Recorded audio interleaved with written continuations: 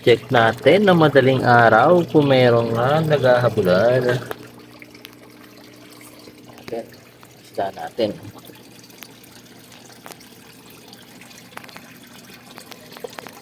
Wala naman naghahabulan. Tatago lang sila.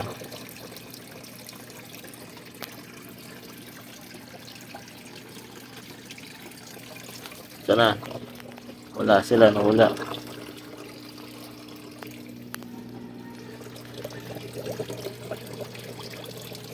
Wala naman nag-aabulan.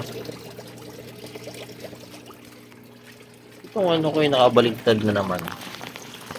Ito yung problema niya, boss. Ano, nakabaligtad. Check natin kung ano nangyari dito. Parang ang laki ng tiyan.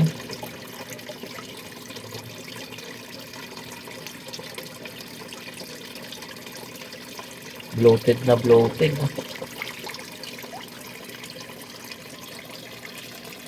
Hindi na i-balance yung katawan niya.